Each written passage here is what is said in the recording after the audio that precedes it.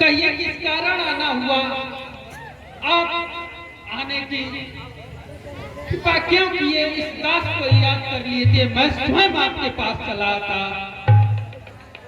कहिए प्रभु, क्या आन पड़ी जो आपको स्वयं आना पड़ा?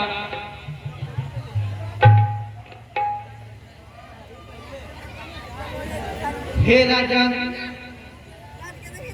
आपके राज्य में इन जंगलों में इन राक्षसों का अत्याचार इतना अत्यधिक बढ़ चुका कि हम ऋषि मुनि ना ही तपस्या कर पा रहे हैं और ना ही यज्ञ। अब तो हमें अपना धर्म बचाना ही मुश्किल हो गया है।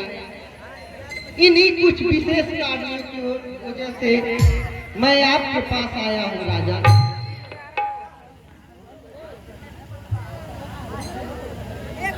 हे मुनिवर,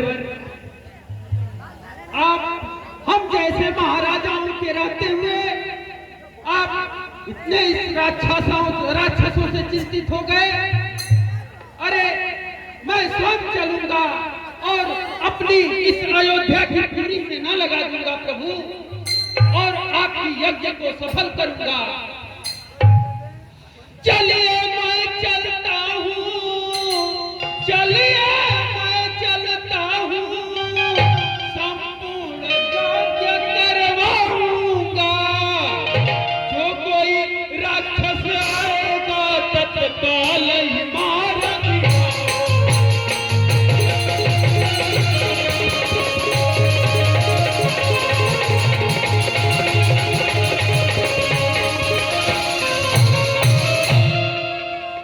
हे ऋषिवर, आप ही के कृपा कटाक्ष से मेरा ये राजभवन और मेरी इस अयोध्या में खुशियों का बौछार हो गया है। हे प्रभु, आप जैसे कहेंगे यह दास आपकी चरणों की सेवा में लीन रहेगा प्रभु। आप जरा भी चिंता मत करें।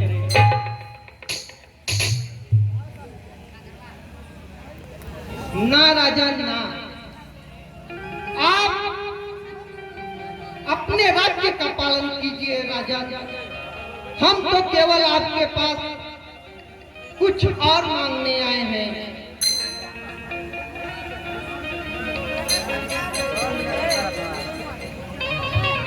हे मुनिवर, आप कैसी बात कर रहे हैं? जो मांगना है निसंकोच मांगिए प्रभु।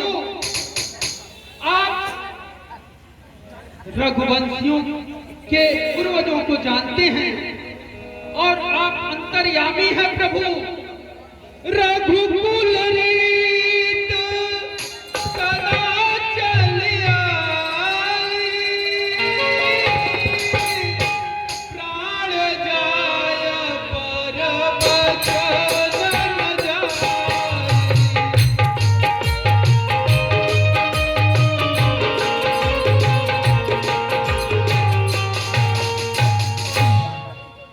हे ऋषिवर,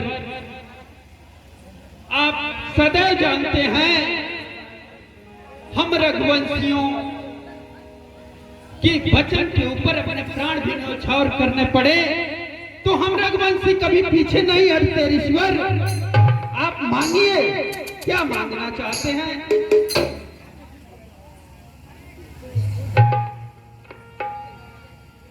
हे राजन, हम अपने यज्ञ की रक्षा के लिए और इस जगत के कल्याण के लिए आपके दो पुत्र राम और लखन को मांगते हैं। हे मुनिवर, आप ये क्या कह दिए? राम और लक्ष्मण? हे प्रभु, अभी तो बालक है, वो क्या जाने रण विद्या। हे ऋषिवर, इस दशरथ पे दया कीजिए नाथ, मुझे ले चलिए प्रभु।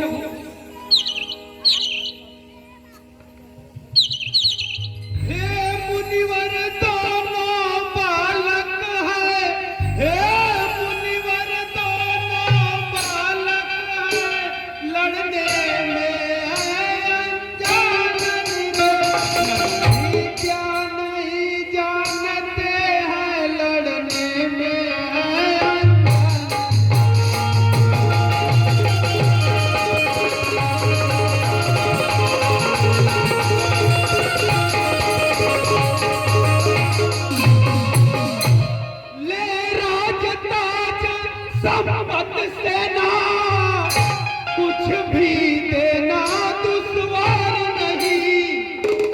हर वचन विचार के करे नाथ ये चारों चौथे।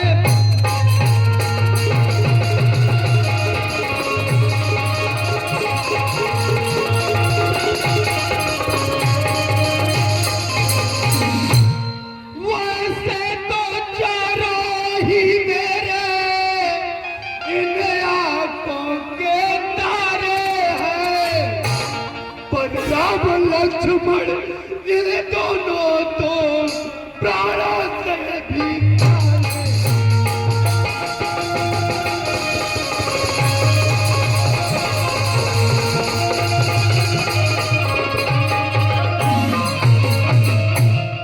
पर राम सदा सुखधाम मेरा, कब उसका विरह गवारा है।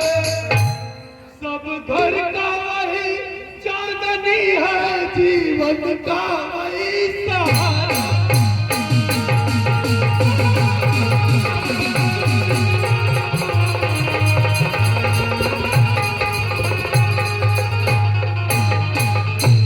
हे नाथ, बस इस दशरथ पे इतनी कृपा कीजिए, मैं चौथे पन में इस खुशी को देखा हूं नाथ। थोड़े दिन के लिए मुझ पर कृपा करें और मैं स्वयं चलूंगा नाथ। मैं अयोध्या की सारी सेना लगा दूंगा और आपकी यज्ञ भंग नहीं होने दूंगा नाथ।